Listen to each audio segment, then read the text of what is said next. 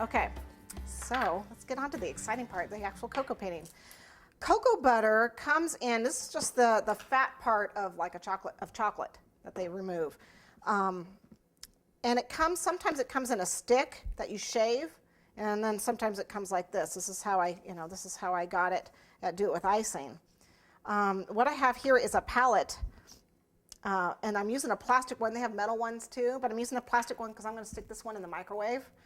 But if you have a heating pad or a warming tray or a griddle or something like that, and you've got a metal one, you can put that one on there. I put a towel down and then put the palette on there, and it'll keep your cocoa butter warm.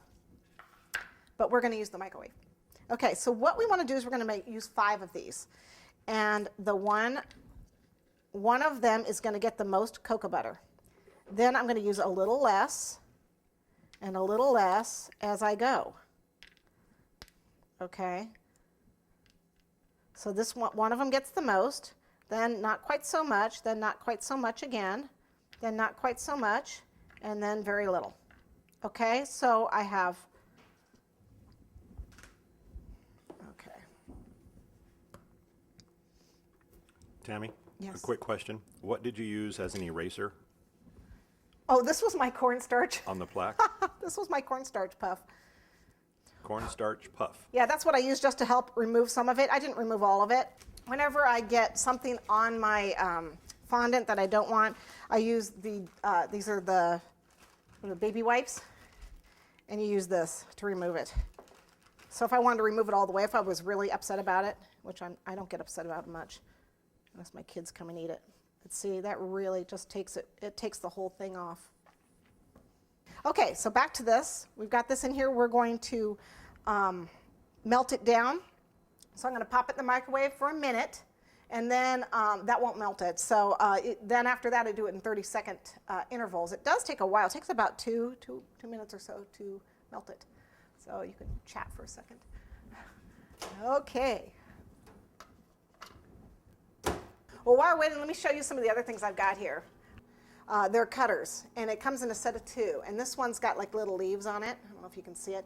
And it's got a ridge right here, and it'll actually cut the fondant. That's what went around. It's going to go around the top of my cake. And then this is another FMM cutter, and it comes in a set of. There's a green set and a pink set.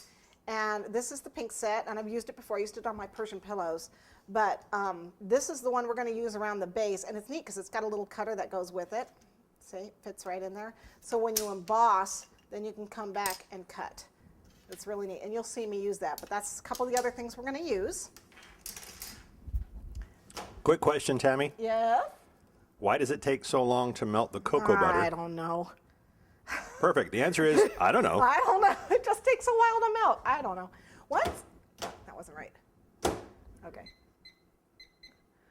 Once you get it, is that right? Yeah. Okay. Once you get it melted, it's nice because it stays for a long time and it remelts easily. But the first time melting, it's like candy melts, or those discs. They take a while to melt the first time, and then once they've already gotten soft once, it's easier after that. But we are also, by the way, going to use a little bit of our bronze luster dust, and I have some white powder. This is white petal dust. Okay, this is going to be used for highlighting for our cocoa painting, and it's one of the few things that they do allow in traditional cocoa painting is the use of white. They don't like colors. It all depends on the judge you've got. These are red sable brushes, and I've got a couple different sizes here. Red sable just seems to work the best. See, it really takes a long time to melt, but it is starting to melt. See, it's starting to get gooey, so it's getting there. It just takes a long time.